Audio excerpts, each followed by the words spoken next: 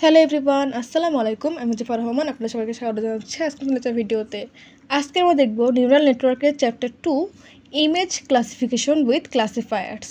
অর্থাৎ নাম থেকে আমরা বুঝতে পারছি যেখানে কী হবে, তাই না?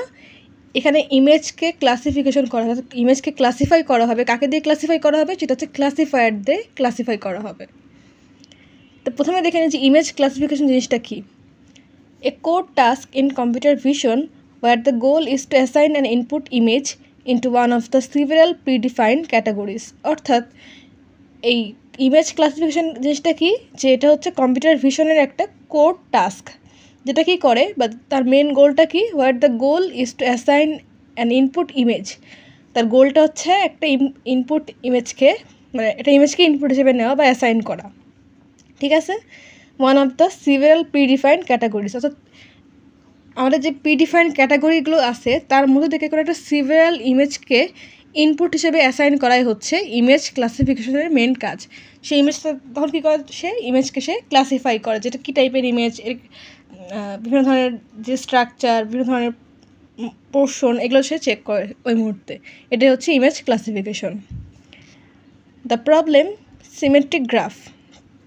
সিমেট্রিক গ্রাফ বলতে এখানে কী বোঝাচ্ছে দেখেন, যে human easily understand an image meaning but computer only see raw pixels, তাই না?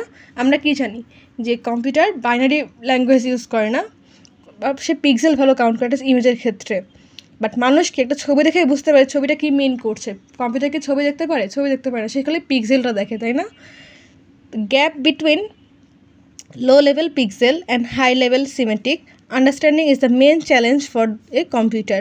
অর্থাৎ কোনো যদি গ্যাপ থাকে, অর্থাৎ লো লেভেল পিক্সেল এবং হাই লেভেল সিমেট্রিকের মধ্যে যে গ্যাপগুলো থাকে সেগুলো যদি অতিরিক্ত বেশি হয়ে যায়, সেক্ষেত্রে আমাদের কম্পিউটারের ওই ইমেজটার যে পিক্সেলগুলো সেগুলোকে কাউন্ট করতে অনেক বেশি প্রবলেম বা চ্যালেঞ্জিং হয়ে যায় বিষয়টা। এটাই হচ্ছে মেনলি এখানে বোঝানো হয়েছে, যে আমরা যেই ভিউ পয়েন্ট থেকে একটা ইমেজকে দেখি, কম্পিউটার সেই ভিউ পয়েন্ট থেকে সেই ইমেজকে কিন্তু দেখে না। তারা পিক্সেল কাউন্ট করে করে ইমেজের যে স্ট্রাকচার সেটা বোঝার চেষ্টা করে। তা আসেন আমরা এখন দেখব ইমেজ ক্লাসিফিকেশনের কিছু চ্যালেঞ্জগুলো কী কী। তো এখানে অনেক টাইপের চ্যালেঞ্জ হতে পারে, তো আমরা আজকে মেনলি 7টা টাইপের চ্যালেঞ্জেস নিয়ে আলোচনা করব। সেটা হচ্ছে view point variation, illumination, background cluster, occlusion, deformation, intraclass variation আর কনটেক্সট, ঠিক আছে। তো ফার্স্টে দেখে নিই ভিউ পয়েন্ট ভ্যারিয়েশনটা কী।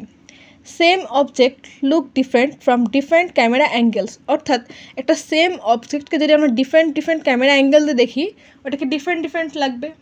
কারণটা কি, সেখানে আমি যেই অ্যাঙ্গেলে ছবি তুলছি সেখানে একটা টাইপের পিক্সেল থাকবে। আবার যদি আমরা আরেকটা সাইড দিয়ে ছবি তুলি, তাহলে সেখানে পিক্সেল ভ্যালু কি চেঞ্জ হয়ে যাবে, তাই না? তা আসেন আমরা একটা ছবি দেখি, তাহলে আমাদের জিনিসটা বুঝতে ইজি হবে। তো যে দেখেন, এটা একটা ক্যামেরা, এটা একটা ক্যামেরা, ঠিক আছে। এই অ্যাঙ্গেল থেকে যদি আমরা ছবি তুলি, তাহলে এখানে একটা টাইপের পিক্সেল পাবো। আবার যদি এই অ্যাঙ্গেলের ছবি তুলি, তাহলে আমরা এখানের জন্য আরেকটা টাইপের পিক্সেল পাবো। দুইটার পিক্সেল ভ্যালু কি সেম? এই জন্যই বলা হয়েছে যে ভিউ পয়েন্ট ভ্যারিয়েশনের ক্ষেত্রে একটা ইমেজের যে পিক্সেল ভ্যালুগুলো সেটা ক্যামেরার অ্যাঙ্গেলের উপর অনেকটা ডিপেন্ড করে। তো হোপফুলি আপনারা ভিউ পয়েন্ট যে ভ্যারিয়েশন সেটা বুঝতে পারছেন, যে সেম অবজেক্টকে ডিফারেন্ট লুক লাগে যখন আমরা ক্যামেরার অ্যাঙ্গেলকে বিভিন্ন অ্যাঙ্গেল থেকে ধরি সেটার ক্ষেত্রে। এরপর এটা কি, এরপর হচ্ছে illumination. Lighting changes object appearance. একটা অবজেক্টের যে অ্যাপিয়ারেন্স সেটা লাইটের উপর অনেকটা ডিপেন্ড করে। লাইটের আলো কম হলে একরকম লাগে, লাইটের আলো বেশি হলে আর একরকম লাগে। তা আসেন আমরা এখন একটা এক্সাম্পল দেখি, তাহলে আমাদের বুঝতে ইজি হবে। দেখেন এখানে বিড়ালের ছবিটা কী হয়েছে, এই সাইড দিয়ে লাইট পড়ছে, বাট এই সাইড দিয়ে কিন্তু লাইটটা একটু আলোটা কম, তাই না? তো এই সাইডে বেশি ভিজিবল, এই সাইডের তুলনায়। আবার দেখেন এটা আরেকটা বিড়াল, এটা এতটাই লাইটের হচ্ছে যে ওর মুখটা বাদে ওর পুরো বডিটা ডিটেক্ট করতে কিন্তু একটু টাফ হয়ে যাচ্ছে, তাই না? মানে ইজিলি এটা বোঝা যাচ্ছে না যেটা বিড়াল। এরপরে ইমেজটা কি দেখেন, এখানেও এটা কিন্তু বোঝা যাচ্ছে লাইটের মানে লাইটের যে ইফেক্টটা সেটা ঠিকঠাকভাবে আসে। এরপরে আর একটা আছে, সেটা হচ্ছে এইটা দেখেন, এখানে লাইটের ইফেক্টটা একদম কম, এর জন্য এটা বোঝা যাচ্ছে না এটা কি বিড়াল নাকি অন্য কিছু। এই জন্য হচ্ছে এখানে এটা বলা হয়েছে যে লাইটের উপর ডিপেন্ড করেও আমাদের একটা অবজেক্টের ভিউ পয়েন্ট বা দেখতে এক রকম হয়ে থাকে। তো আমরা তো ইলিমিনেশনটা বুঝলাম যে লাইটের উপর ডিপেন্ড করে একটা অবজেক্টকে বিভিন্ন টাইপের দেখতে লাগে, তাই না?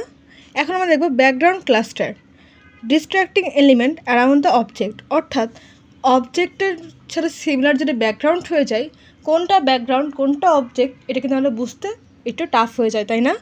বা আমরা মানুষ সাধারণভাবে বুঝতে পারলেও যখন একটা ছবিকে আমরা কম্পিউটারকে বোঝানোর চেষ্টা করি তখন সেই পিক্সেলগুলো কাউন্ট করে, তখন এই ব্যাকগ্রাউন্ডের কালারের পিক্সেল এবং অবজেক্টের যে কালারের পিক্সেল সেটা যদি সেম বা কাইন্ড অফ সিমিলার হয়ে যায় সেক্ষেত্রে সেটা কিন্তু খুঁজে পেতে টাফ হয়ে যায়, তাই না?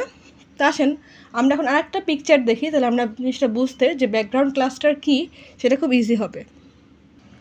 তো এই যে দেখেন, এটা হচ্ছে ব্যাকগ্রাউন্ড ক্লাস্টারের একটা ইমেজ। এখানে এটা একটা বিড়াল, বাট দেখেন আশপাশের যে ব্যাকগ্রাউন্ডগুলো সেটা বিড়ালটার কালার অনেকটা সিমিলার না? যখন একটা কম্পিউটারের ইমেজটাকে ক্লাসিফাই করতে যখন পিক্সেলগুলো কাউন্ট করবে, তো এই যে কালারগুলোর যে পিক্সেলটা এটা এই বিড়ালটার কালারের পিক্সেলের অনেক কাছাকাছি, তো সেক্ষেত্রে তার কিন্তু এটা খুঁজে পেতে কষ্ট হয়ে যাবে। এখানে একটা বিড়াল আছে, এটা অবজেক্টে খুঁজে পেতে কষ্ট হবে ব্যাকগ্রাউন্ডের কারণে, তাই না? দেখেন আরেকটা ইমেজ যদি দেখি যে এই বিড়ালটার কোথায় আছে, একটা বরফের মধ্যে আছে। বিড়ালটার এই জায়গাটা সাদা হওয়ার কারণে এই ব্যাকগ্রাউন্ডের সাথে তার কিন্তু এই পোর্শনটুকু মিলে গেছে, তাই না? তো এটাও কিন্তু আমাদের কম্পিউটারের বুঝতে কষ্ট হবে, কারণ ব্যাকগ্রাউন্ডের সাথে অবজেক্টটা মিশে গেছে। তো এটাই ছিল মেনলি ব্যাকগ্রাউন্ড ক্লাস্টার। তাহলে ব্যাকগ্রাউন্ড ক্লাস্টার তো বুঝলাম, এখন দেখব অক্লুশন কী।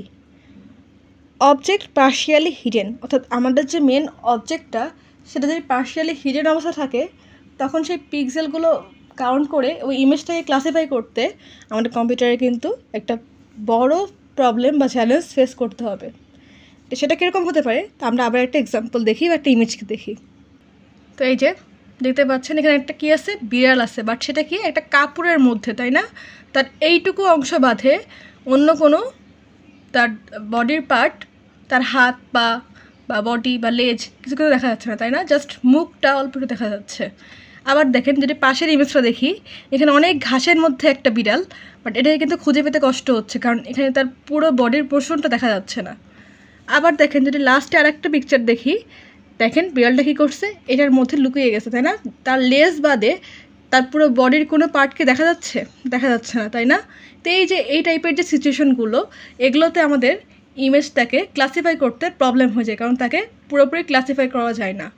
আমরা ধর একটা ইমেজের বিড়ালের ইমেজ দিয়ে একটা মেশিনকে ট্রেন করলাম যে এই বৈশিষ্ট্য থাকলে, যেমন তার হচ্ছে 4 হাত পা, লেজ, কান, এগুলো থাকলে সেটা একটা বিড়াল। বাট সে যখন দেখবে যে এর তো কোনো মানে 4 হাত পা, লেজ নাই, তো কীভাবে ক্লাসিফাই করবে? আবার এখানেও দেখেন পুরোপুরি ক্লিয়ার ভিশন কিন্তু হচ্ছে না। আবার দেখেন এখানে কি এটা কোনোভাবে বোঝা যাচ্ছে না বিড়াল, এখানে তার হাত পা মুখ কিচ্ছু দেখা যাচ্ছে না, জাস্ট লেজ দেখা যাচ্ছে, তো অন্য কিছু লেজও হতে পারে। তো এই যে প্রবলেমগুলো এখানে কিন্তু আমাদের ইমেজ ক্লাসিফিকেশনের জন্য একটা বড় চ্যালেঞ্জ। তো অক্লুশনের পরে আরেকটা টাইপের চ্যালেঞ্জেস কী হতে পারে, সেটা হচ্ছে deformation. Object can change shape, অর্থাৎ আমরা যে মেন অবজেক্টটা সেটা চাইলে তার শেপকে সে চেঞ্জ করতে পারে। তা আমরা এখন একটা এক্সাম্পল দেখি, তাহলে এই ডিফরমেশন জিনিসটা কী সেটা কিন্তু বুঝতে পারবো। তো এই যে দেখেন এখানে ডিফরমেশনের কিছু এক্সাম্পল দেওয়া আছে। দেখেন এটা কিন্তু একটা বিড়াল, বাট এখানে সে কীভাবে বসে আছে। আবার এটাও কিন্তু সেম আর একটা বিড়াল, সেখানে কিন্তু শুয়ে আছে। আবার এখানে সে দাঁড়িয়ে আছে, তাই না? আবার এখানে সে এরকমভাবে বসে আছে। বাট চারটাই কি বিড়াল ক্যাটাগরি, তাই না? চারটা বিড়াল 4টা অ্যাঙ্গেলে 4টা শেপে তারা অবস্থান করছে। তো এটাই হচ্ছে একটা অবজেক্টের ডিফরমেশন, অর্থাৎ একটা অবজেক্ট বিভিন্ন অ্যাঙ্গেলে চাইলে থাকতে পারে। তো হোপফুলি আপনারা ডিফরমেশনটা কী এটা বুঝতে পারছেন। তো এরপর লাস্ট দুটো চ্যালেঞ্জেস দেখবো, সেটা হচ্ছে ইন্টারক্লাস ভ্যারিয়েশন আর কনটেক্সট। ইন্টারক্লাস ভ্যারিয়েশনটা কি, সেম ক্যাটাগরির ডিফারেন্ট অ্যাপিয়ারেন্স, অর্থাৎ সেম ক্যাটাগরির মধ্যে ডিফারেন্ট অ্যাপিয়ারেন্স যখন হবে তখন সেটাকে বলা হয় ইন্টারক্লাস ভ্যারিয়েশন। সেটা কেমন হতে পারে, চলেন আমরা একটা এক্সাম্পল দেখি আবার। তো দেখেন এটা হচ্ছে ইন্টারক্লাস ভ্যারিয়েশনের একটা এক্সাম্পল। দেখেন সবগুলোই কি বিড়াল, তাই না? বিড়ালের বাচ্চা, বাট এক একটা বিড়ালের বাচ্চার কালার এক এক রকম, তাই না? এই দেখেন এটা একটু লালচে টাইপের হয়েছে, এটা একটু সাদা এবং অ্যাশ কালার মেশানো, এটা আবার একটু অন্যরকম। তো এই যে একই টাইপের অবজেক্টের মধ্যে যে ভ্যারিয়েশন একটা ইমেজের মধ্যে, এটাই হচ্ছে ইন্ট্রা ক্লাস ভ্যারিয়েশন, অর্থাৎ একটা ইমেজের মধ্যে একই ক্যাটাগরির ইমেজ স্যাম্পলের ডিফারেন্ট কালার বা ডিফারেন্ট অ্যাপিয়ারেন্স, এটাই হচ্ছে এখানে বোঝানো হয়েছে। তো ইন্টার ক্লাস ভেরিয়েশন তো আমরা বুঝলাম। এখন দেখব লাস্ট চ্যালেঞ্জেস, সেটা হচ্ছে কনটেক্সট। কনটেক্সটটা কি? The surrounding sense influence recognition, অর্থাৎ তার যে সারাউন্ডিং যে ব্যাকগ্রাউন্ডটা বা সারাউন্ড যে অবস্থানটা সেটার উপর ডিপেন্ড করে একটা ইমেজকে রেকগনাইজ করতে ইনফ্লুয়েন্স করে, যেটা কিন্তু সেটা না। তো সেটা কীরকম, মানে কনটেক্সট কীরকম হতে পারে, তা আমরা একটা এক্সাম্পল দেখি, তাহলে বুঝতে পারবো। তো এই দেখেন, এখানে একটা ডগের ছবি দিয়েছে না, এটা একটা কনটেক্সটের এক্সাম্পল। তো এখানে এই যে দরজাটা, এইটার একটা শেড কিন্তু এর গায়ের পরে পড়ছে, যার ফলে আমাদের কম্পিউটার কী মনে করছে, এটা একটা টাইগার, কারণ টাইগারের গায়ে এরকম ডোরাকাটা শেপ থাকে, তাই না? বাট এটা কি? এটা হচ্ছে একটা ডগ। তো এই যে একটা সেম ক্যাটাগরির জিনিস, বাট অন্য একটা কিছু শেড পড়লে বা কোনো একটা ঘটনার পরিপ্রেক্ষিতে তাকে দেখতে অন্যরকম লাগে। তো এই জিনিসটাও কিন্তু তখন ক্লাসিফিকেশনের জন্য খুবই কমপ্লেক্স একটা সিচুয়েশন ক্রিয়েট করে। এটা আসলে একটা ডগ, বাট এটাকে কম্পিউটার এই যে শেডটা পড়ার জন্য সে মনে করছে এটা একটা টাইগার। তো আমাদের কি পুরো কনটেক্সটটা চেঞ্জ হয়ে গেল, তাই না? এটাই হচ্ছে আর একটা চ্যালেঞ্জ। তো এরকম টাইপের অনেক টাইপের চ্যালেঞ্জ কিন্তু ইমেজ ক্লাসিফিকেশনের সময় হয়ে থাকে। তো আমি জাস্ট 7টা এক্সাম্পল দিয়ে আপনাদেরকে বোঝানোর চেষ্টা করলাম যে সেম ইমেজ বা সেম অবজেক্টের বিভিন্ন অ্যাপিয়ারেন্সের দিক থেকে সেগুলোকে ডিফারেন্ট লাগে। তো আমরা এতক্ষণ ধরে ইমেজ ক্লাসিফিকেশনের চ্যালেঞ্জেসগুলো সেগুলো দেখলাম।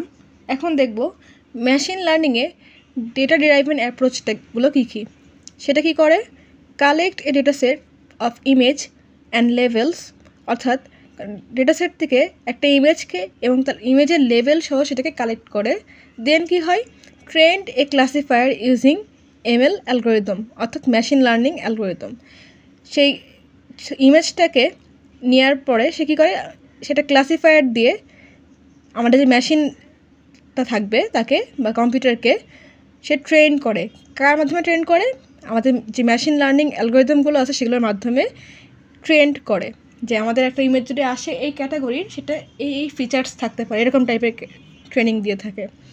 ইভালুয়েট অন নিউ ইমেজ, অর্থাৎ আমরা যে নতুন একটা ইমেজকে ইনপুট হিসেবে নিলাম এবং তার যে আগে থেকে ট্রেনিং যে ইমেজটা দেওয়া ছিল সেটার সাথে কী কী সিমিলারিটি ডিসিমিলারিটি আছে, এই জিনিসগুলো সে তখন কম্পেয়ার করে আমাদেরকে একটা আউটপুট দিবে। তো এটাই হচ্ছে মেনলি মেশিন লার্নিংয়ের ডেটা ডিরাইভেন অ্যাপ্রোচ। তো এই যে একটাকে বলছিলাম যে আমরা ইমেজকে ক্লাসিফাই করব বিভিন্ন ধরনের ক্লাসিফায়ার দিয়ে, তাই না? তো এই চ্যাপ্টারে আমরা মেনলি 2টা ক্যাটাগরি ক্লাসিফায়ার দেখব, সেটা হচ্ছে নিয়ারেস্ট নেইবার ক্লাসিফায়ার আর একটা হচ্ছে লিনিয়ার ক্লাসিফায়ার। তো আজকের ভিডিওতে আমরা নিয়ারেস্ট নেইবার ক্লাসিফায়ার দেখব এবং পরবর্তী ভিডিওতে আমরা দেখব লিনিয়ার ক্লাসিফায়ার। তো নিয়ারেস্ট নেইবার ক্লাসিফায়ারটা কি? Classifier is the simplest type of classifier. এটা একটা সিম্পলেস্ট টাইপের ক্লাসিফায়ার, যেটা কিনা 2টা টাইপ আছে, সেটা হচ্ছে 1NN আর KNN। ঠিক আছে? তো আমাদের এই 1NNটা লাগবে না, আমরা দেখব KNN, অর্থাৎ কে নিয়ারেস্ট নেইবার ক্লাসিফায়ার। তো এই যে ক্লাসিফায়ারটা নিয়ারেস্ট নেইবার ক্লাসিফায়ার, যেটা কীভাবে কাজ করে সেটা আমরা প্রথমে দেখে নিই। অর্থাৎ সে ইমেজকে কীভাবে ক্লাসিফাই করে সেটা দেখব। Stores all training images with their levels, অর্থাৎ সে প্রথমে কী করে? প্রথমে সে ট্রেনিং নেয় এবং ট্রেনিং নেওয়ার যে ইমেজগুলো সেগুলো লেভেল সহ সে স্টোর করে রাখে। ঠিক আছে? এরপরে কি হয়? For a new test image compute the distance between the test image and all the training images, অর্থাৎ যখন তাকে একটা নতুন টেস্ট ইমেজ দেওয়া হয় সেক্ষেত্রে সে কী করে? প্রথমে এই টেস্ট ইমেজের সাথে আমাদের যে ট্রেনিং ইমেজগুলো দেওয়া আছে সেগুলো ডিস্টেন্সকে ক্যালকুলেট করে। ঠিক আছে? ডিস্টেন্স ক্যালকুলেট করার ফলে সে কী করতে পারে?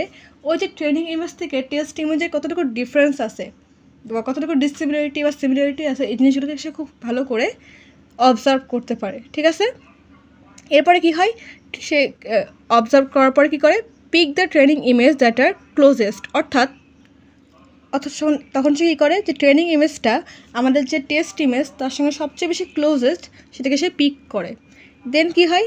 Assign the test image the same level as the nearest training sample, অর্থাৎ এই যে টেস্ট ইমেজ যেটা সেটা ওই যে ক্লোজেস্ট ট্রেনিং ইমেজটা সে পিক করছে তার সঙ্গে তখন কম্পেয়ার করে এবং তখন সে তার উপর বেস করে একটা আউটপুট দেয়।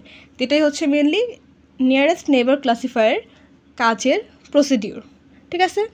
তো এখন আমরা এটাকে বললাম যে আমাদের 1NNটা লাগবে না, আমাদের লাগবে KNN। ওখানে একটা আমরা ম্যাথ দেখব। তাছাড়া আমরা একটা ম্যাথ দেখি, এটা হচ্ছে কে নিয়ারেস্ট নেইবার বা KNN সংক্ষেপে বলা হয়। KNN use distance matrix to compare test image with training image. অর্থাৎ এই KNNটা কি ইউজ করে, ডিস্টেন্স ম্যাট্রিক্স ইউজ করে, যেটা কী করে compare test image with training image. অর্থাৎ ট্রেনিং ইমেজের সাথে টেস্ট ইমেজকে কম্পেয়ার করার জন্য ডিস্টেন্স ম্যাট্রিক্স ইউজ করে হচ্ছে KNN। ঠিক আছে, ডিস্টেন্স ম্যাট্রিক্সগুলো কী কী সেটাকে দেখে নিই। তো এখানে আমাদের দুই ধরনের ডিস্টেন্স ম্যাট্রিক্স আছে, সেটা হচ্ছে ম্যানহাটন ডিস্টেন্স আর একটা হচ্ছে ইউক্লিডিয়ান ডিস্টেন্স। ম্যানহাটন ডিস্টেন্সকে একটা নাম বলা হয় L1 এবং ইউক্লিডিয়ান ডিস্টেন্সের একটা নাম হচ্ছে L2। তারপরে কোশ্চেনে যদি L1 এবং L2 দেওয়া থাকে তাহলে সেক্ষেত্রে কিন্তু কনফিউজড হবেন না। L1 হচ্ছে ম্যানহাটন ডিস্টেন্স আর L2 হচ্ছে ইউক্লিডিয়ান ডিস্টেন্স। ঠিক আছে, তো ম্যানহাটন ডিস্টেন্সের ফর্মুলাটা হচ্ছে summation of I1 minus I2। অর্থাৎ আমাদের যে দুটো ইমেজ দেওয়া থাকবে, টেস্ট ইমেজ এবং ট্রেনিং ইমেজ, সেটার সাথে দুটো ভ্যালুকে মাইনাস করতে হবে এবং সবগুলো মাইনাস করার পর সবগুলো ভ্যালুকে সাম করতে হবে, কারণ এখানে সামেশন সাইন দেওয়া আছে। ঠিক আছে, আর L2তে কী করা হয়েছে, ইউক্লিডিয়ান ডিস্টেন্সের ফর্মুলা হচ্ছে এইটা, আগেরটাই থাকবে। দেখেন আগের যেটা ছিল সেমটাই থাকবে, জাস্ট এই যে আমরা দুইটা ইমেজ থেকে মাইনাস করছি ডিস্টেন্সকে, মাইনাস করার পরে সেই ভ্যালুটাকে আমরা স্কোয়ার করব এবং তার সাম করব, লাস্টে তার রুট ওভার করলে আমরা ইউক্লিডিয়ান ডিস্টেন্সকে পেয়ে যাব। তা আপনারা যারা এই ডিস্টেন্স ম্যাট্রিক্সটা বোঝেননি, কোনো চিন্তার কারণ নেই, আমি একটা এক্সাম্পল দেখাবো, তাহলে আপনারা খুব ইজিলি এই ডিস্টেন্স ম্যাট্রিক্সগুলো ইউজ করে কীভাবে প্রবলেম সলভ করতে হয় সেটা বুঝতে পারবেন। তো এই যে এখানে একটা এক্সাম্পল আছে, তো এখানে একটা টেস্ট ইমেজের ডেটা সেট এবং ট্রেনিং ইমেজের ডেটা সেট দেওয়া আছে। ঠিক আছে, তো এটা কোশ্চেনে দেওয়া আছে এবং কী করতে বলা হয়েছে, now calculate for this training image, অর্থাৎ ট্রেনিং ইমেজের সাথে টেস্ট ইমেজকে কম্পেয়ার করতে বলা হয়েছে বা ক্যালকুলেট করতে বলা হয়েছে। কোন কোন বইতে, এই যে ম্যানহাটন ডিস্টেন্স আর ইউক্লিডিয়ান ডিস্টেন্স, এটা হচ্ছে L1 আর L2, তাই না। Also show the pixel wise difference for L1 and L2, অর্থাৎ পিক্সেল ওয়াইজ যে ডিফারেন্সগুলো দুটো ইমেজের মধ্যে সেটাকেও আমাদেরকে দেখাতে বলা হয়েছে। তা আসেন আমরা ফার্স্টে এই L1 ডিস্টেন্স বা ম্যানহাটন ডিস্টেন্সটাকে সলভ করার ট্রাই করি। আমরা কি জানি, L1 ডিস্টেন্সের ফর্মুলা কি, summation of I1 minus I2, তাই না, মানে টেস্ট ইমেজ থেকে ট্রেনিং ইমেজকে মাইনাস করতে হবে। তাই দেখেন আমাদের টেস্ট ইমেজকে আমরা ধরছি I1 আর ট্রেনিং ইমেজকে ধরছি I2। তো আমাদের টেস্ট ইমেজ এবং ট্রেনিং ইমেজের যে ভ্যালুগুলো সেগুলো কিন্তু কোশ্চেনে দেওয়া আছে না। তাহলে দেখেন আমাদের কী বলা হয়েছে, I1 মাইনাস I2। তাহলে I1 হচ্ছে এই মানে টেবিলের যে ভ্যালুগুলো সেটা, আর I2 হচ্ছে এই টেবিলের যে ভ্যালুগুলো সেটা। তাহলে আমরা কী করব, 56 মাইনাস 10, 32 মাইনাস 20, 10 মাইনাস 24, 18 মাইনাস 17। দেখেন এই যেখানে তাই করছি, 56 মাইনাস 10, এই যে 56 আর 10, তো এখানে 56 মাইনাস 10 দিলাম। এরপরে কি 32 আর 20, এই যে 32 আর 20 মাইনাস করলাম। এরপরে 10 আর 24, 10 আর 24কে মাইনাস করলাম। এরপর হচ্ছে 18, এই যে টেস্ট ইমেজে 18 আর এখানে 17, তাহলে 18 মাইনাস 17। তো এই যে মাইনাস করার পর যে রেজাল্টগুলো সেগুলো আমরা এই নিচের বক্সে লিখে নিয়েছি। আবার সিমিলার ওয়েতে সেকেন্ডভাবে 90 মাইনাস 8, এই যে লিখে নিয়েছি। এরপরে হচ্ছে 23 মাইনাস 10, এই যে লিখে নিয়েছি। এখানে 128 মাইনাস 89, এই যেখানে লিখে নিয়েছি। এরপর হচ্ছে এখানে 133 মাইনাস 100, এটাও এখানে লিখে নিয়েছি। তো এই যে মাইনাস করার পর রেজাল্টটা সেটাকে আমরা এখানে লিখে নিয়েছি। ঠিক আছে, তো এই যে সবগুলো ভ্যালুকে আমরা এই দুটো টেবিলের মাইনাস করে নিয়েছি, এই ভ্যালুগুলো মাইনাস এই ভ্যালুগুলো, মানে যেই কলাম সেইটা, অর্থাৎ ফার্স্টে হচ্ছে এগুলো মাইনাস করছি, এরপর হচ্ছে এগুলো মাইনাস করছি, এরপর এগুলো, এরপর এইগুলো, অর্থাৎ 4টা রোকেই আমরা মাইনাস করে ফেলেছি সবগুলো ভ্যালুকে, টেস্ট ইমেজ থেকে ট্রেনিং ইমেজকে। তো এই যে মাইনাস করার পর আমরা যে ভ্যালুগুলোকে পেয়েছি, এই যে এগুলো তো তার ভ্যালু, মাইনাস করার পর এই ভ্যালুগুলো আসছে না, এটা হচ্ছে মাইনাস করার পর এই ভ্যালুগুলো আসছে, এগুলো মাইনাস করার পর এই ভ্যালুগুলো আসছে, সিমিলারতে এগুলো মাইনাস করার পর এটা আসছে, এগুলো মাইনাস করার পর এটা আসছে। তো এই যে ভ্যালুগুলো মাইনাস করার পর আসছে, তো এগুলো যদি আমরা আরেকটা টেবিলে নিয়ে নিই, এই যে 46, 12, 14, 1, এটা হচ্ছে ফার্স্ট রোতে, এই যে 46, 12, 14, 1। এরপরে কি আছে 82, 13, 39, 33, এটাকে আমরা আবার এখানে লিখে নিয়েছি। এরকমভাবে যেই ভ্যালুগুলোকে আমরা মাইনাস করার পর পেয়েছি সেগুলো যদি একটা টেবিলে এরকমভাবে লিখে নিই, তাহলে পেয়ে যাচ্ছি কি pixel wise absolute value differences, যেটা আমাদের কোশ্চেনে কিন্তু ডিটারমাইন করতে বলা হয়েছিল, তাই না। তাই আমরা যে পিক্সেল ওয়াইজ ডিফারেন্সগুলো L1 এর জন্য ডিটারমাইন করে নিয়েছি। তখন ফাইনাল রেজাল্টটা তাহলে কী হবে, দেখেন আমাদের ফাইনাল রেজাল্টটার জন্য আমাদের যে ফর্মুলাটা আমাদের বলা হয়েছিল যে এটা মাইনাস করতে হবে, মাইনাস করার পর যে ভ্যালুগুলো আসবে সেগুলো সবগুলোর সাম করতে হবে। দেখেন আমরা সবগুলো ভ্যালুকে কি এই যে টেস্ট ইমেজ থেকে ট্রেনিং ইমেজকে সবগুলো ভ্যালুকে মাইনাস করেছি, তাই না? এই যে মাইনাস করার পর তো আমরা এই ভ্যালুগুলোকে পেয়েছি, তাই না, যেটা হচ্ছে পিক্সেল ওয়াইজ ডিফারেন্স ভ্যালু। তো এই যে মাইনাস করার পর যে রেজাল্টগুলো পেয়েছি এগুলো যদি আমরা সাম করি, অর্থাৎ আমরা যে পিক্সেল ওয়াইজ ডিফারেন্স ভ্যালুগুলো এগুলো যদি সাম করি তাহলে সেক্ষেত্রে আমরা ফাইনাল রেজাল্টটা পেয়ে যাব।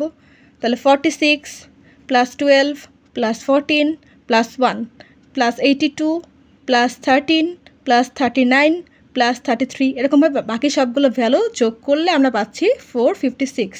তাহলে এই যে 456টাই হচ্ছে আমাদের L1 ডিস্টেন্সের মানে L1 distance between two images, অর্থাৎ টেস্ট ইমেজ এবং ট্রেনিং ইমেজের মধ্যে L1 ডিস্টেন্সটা হচ্ছে 456। এখন আমরা দেখব L1 ডিস্টেন্স তোমরা পেয়ে গেলাম, মানে অর্থাৎ ম্যানের ডিস্টেন্স পেয়ে গেছে। এখন দেখব ইকুইলিডিয়ান ডিস্টেন্সের জন্য অর্থাৎ L2-র জন্য। তো দেখেন L2-র জন্য আমাদের কী করতে বলা হয়েছিল, যে পিক্সেল ওয়াইজ ডিফারেন্স ভ্যালুকে ক্যালকুলেট করতে বলা হয়েছিল। তো দেখেন আমাদের ফর্মুলাটা আমরা দেখিনি, সেটা হচ্ছে I1 - I2 তার হোল স্কোয়ার করার পর যে ভ্যালুগুলো পাবো সেগুলোর সাম করতে হবে, এবং যেই সাম করার পর যে রেজাল্ট পাবো সেটাকে রুট করলে আমরা L2-র মানটা বা ইকুইলিডিয়ান ডিস্টেন্সের মানটা পেয়ে যাব। ঠিক আছে? তাই দেখেন আমরা যদি এই I1 থেকে I2-কে মাইনাস করি, I1 থেকে I2-কে মাইনাস করলে কি হচ্ছে, আমরা এই যে একটু যেটা করলাম, এই যে I1 হচ্ছে টেস্ট ইমেজকে ধরছিলাম, I2 হচ্ছে ট্রেনিং ইমেজকে ধরছিলাম, তাহলে 56 - 10 করলে আমাদের এই যে এই ভ্যালুটা আসছে। আবার 32 - 20 করলে আমাদের এই ভ্যালুটা আসছে 12। এবার 10 - 24 করলে এখানে আসছে 14, এখানে আসছে 18 - 17 করলে 1, তাই না? একটা জিনিসকে খেয়াল করেছেন, এখানে হচ্ছে 10 - 24 কিন্তু বড় ভ্যালু, তাই না, 10-এর থেকে, কিন্তু এখানে মাইনাস সাইন ইউজ হবে না, কারণ আমরা ডাটা সেট যখন ক্যালকুলেশন করব বড় ভ্যালুর কারণে যদি মাইনাস আসেও, মাইনাস করার পরে আমরা মাইনাসকে স্কিপ করে জাস্ট যে ভ্যালুটা আসবে সেটাকে নিব, মাইনাসকে কাউন্ট করবো না, জাস্ট সেই ভ্যালুটাকে কাউন্ট করব। ক্লিয়ার? যেমন ধরেন এখানে আর একটা এক্সাম্পল আছে 0 - 32, তো এখানে -32 হওয়ার কথা, আমরা জাস্ট 32কে ইউজ করেছি, -32 কিন্তু নিব না, জাস্ট 32, এখানে মাইনাস সাইনটা ইউজ হবে না। তো দেখেন যেটা বলছিলাম যে আমাদের L2-র যে সূত্র অনুযায়ী এই যে I1 - I2 করলে আমাদের এই যে এই সূত্র এই মানগুলোই আসছে না, এই যে 46, 12, 14, 1, 82 এই মাইনাসগুলোতে এটাই আসছে, এটা তো আর চেঞ্জ হচ্ছে না। টেস্ট ইমেজ আর ট্রেনিং ইমেজের ভ্যালুকে চেঞ্জ তো হচ্ছে না, তো মাইনাস করলে আমরা এই ভ্যালুগুলোকেই পাবো। তাহলে আমরা খুব ইজিলি এই যে এই পিক্সেল ওয়াইজ যে অ্যাবসোলিউট ভ্যালুগুলো আমরা লিখে নিয়েছি, এগুলো কোন ভ্যালুগুলো, এই যে মাইনাস করার পরে যে ভ্যালুগুলো 46, 12, 14, 1, এই যে এখানে লিখে নিয়েছি। 32, 13, 39, 82, 13, 39, 33 এগুলো আমরা এখানে এই যে লিখে নিয়েছি। 12, 10, 0, 30 এই যে এই ভ্যালুগুলোকে আমরা এখানে লিখে নিয়েছি, তাই না? এই যে এই ভ্যালুগুলোতে আমাদের সেই I1 - I2-র ভ্যালু, তাই না? তো এই যে I1 - I2-র যে ভ্যালুটা সেটা আমরা এখানে ডিরেক্ট লিখে দিলাম, যেটাই হচ্ছে আমাদের পিক্সেল ওয়াইজ অ্যাবসোলিউট ভ্যালু। কারণ পরীক্ষার সময় আমাদের কী থাকে, এক্সামের টাইমটা খুবই কম থাকে, তাই না? তো আমরা চেষ্টা করবো যতটা কম সময়ে শর্টকাট টেকনিক ইউজ করে এটাকে সলভ করা যায়। তো আমরা যাতে একবার I1 - I2-র ভ্যালুকে ক্যালকুলেট করেছি তাহলে ডবল তো করার দরকার নেই, তাই না? আমরা এই জিনিসটাকে এখানে অ্যাসাইন করে দিলাম, ঠিক আছে, 2 নাম্বার যে ইকুইলিডিয়ান ডিস্টেন্স তার জন্য। তা আমরা এখন কী করব, এটার কী করতে বলা হয়েছিল, এই যে I1 - I2-র আবার হোল স্কোয়ার, তাই না? অর্থাৎ এই যে ভ্যালুগুলো এটা যদি আমরা হোল স্কোয়ার করি তাহলে আমরা এই ভ্যালুটা পেয়ে যাবো I1 - I2 whole square. I1 - I2 তো এখানে আসেই, তাহলে আমরা জাস্ট কী করলাম, এখানে স্কোয়ার দিয়ে দিলাম সবগুলো ভ্যালুর উপরে, ঠিক আছে? স্কোয়ার দেওয়ার পরে যে রেজাল্টটা সেটা হচ্ছে এই ভ্যালুতে, মানে এই বক্সের মধ্যে স্টোর করলাম। তাহলে আমাদের কী হয়ে গেল, আমাদের এই ভ্যালুটা আমরা পেয়ে গেলাম। তখন এই ভ্যালুটাকে কী করতে বলা হয়েছে, সবগুলো ভ্যালুকে সাম করতে বলা হয়েছে না, যে সামেশন সাইন। তাহলে এই যে সবগুলো যোগ করবো, 2116 + 144 + 196 + 1 এরকমভাবে যে দেখেন এখানে সবগুলো ভ্যালু যোগ করব, জাস্ট র্যান্ডম যেভাবে যোগ করে আমরা সেরকম, এই যে এইটা যোগ এইটা প্লাস এইটা প্লাস এইটা প্লাস এইটা প্লাস এইটা প্লাস এইটা প্লাস এইটা এরকমভাবে সবগুলো ভ্যালু এখানে যোগ দেওয়া হয়েছে, এবং যোগফল হচ্ছে এইটা, ঠিক আছে, 26280, এটা হচ্ছে তার সামেশন। এখন কি করতে বলে, আমরা রুট কেন করলাম দেখেন, আমাদের যে সূত্র সেখানে কি বলা হয়েছিল, i1 মাইনাস i2 যে মানটা থাকবে সেটাকে স্কোয়ার করতে হবে। তো এই যে i1 মাইনাস i2 মান হচ্ছে এগুলো, সেটাকে স্কোয়ার করলাম, স্কোয়ার করার পর যে মানগুলো পেলাম সেটা কী করতে বলা হয়েছিল, সাম করতে বলে সবগুলোকে, তাই না? তাহলে সবগুলোকে সাম করলাম, সাম করার পর আমাদের কী করতে হবে, রুট করলে আমরা d2 যে ডিস্টেন্সটা সেটা পেয়ে যাব, তাই না?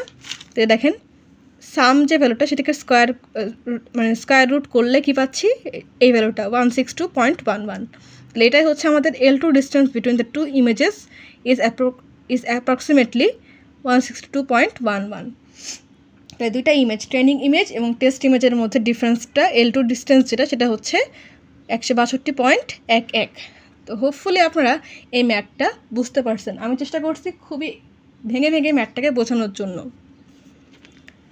তো এখন দেখব হাইপার প্যারামিটার ইন KNN।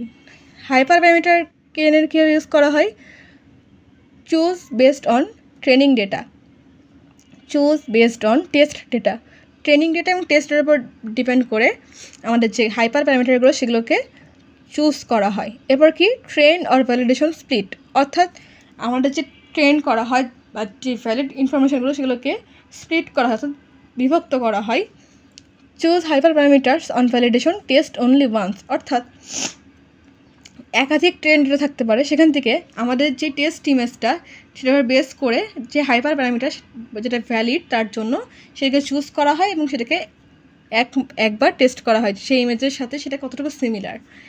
এরপর হচ্ছে cross validation split data into folds average result, অর্থাৎ এখানে কী করা হয়, কোনো ভ্যালিডেশন চেক করা হয় না, জাস্ট ডেটাকে কী করা হয়, স্প্লিট করা হয়, ভাগ করা হয়, দেন সেটাকে কী করে ফোল্ড করা হয় এবং সেখান থেকে অ্যাভারেজ রেজাল্টকে ক্যালকুলেশন করা হয়।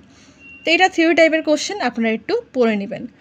তো অলরেডি আজকে ভিডিওটা অনেকটা বড় হয়ে গেছে, তা আমি আজকে লিনিয়ার ক্লাসিফায়ার দেখাচ্ছি না, পরবর্তী ভিডিওতে আমি দেখাবো লিনিয়ার ক্লাসিফায়ার। তো আমরা আজকে দেখলাম নিয়ারেস্ট নেইবার ক্লাসিফায়ার, পরবর্তী ভিডিওতে আমরা দেখব এই ভিডিওরই এক্সটেন্ডেড পার্ট অর্থাৎ লিনিয়ার ক্লাসিফায়ার। তো আজকের মতন এই পর্যন্তই। আজকে আমি যতগুলো টপিকস দেখিয়েছি হোপফুলি আপনারা বুঝতে পারছেন। তারপর যদি কারো কোনো কনফিউশন থাকে অবশ্যই কমেন্ট করবেন, আমি হয়তো কমেন্টে রিপ্লাই দেওয়ার চেষ্টা করব। তো চ্যানেলটি এখন যারা সাবস্ক্রাইব করেন চ্যানেলকে প্লিজ সাবস্ক্রাইব করবেন, ভিডিওতে লাইক করবেন, কমেন্ট করবেন, শেয়ার করবেন। পরবর্তী ভিডিওতে দেখা হচ্ছে। আজকের মতন আল্লাহ হাফেজ।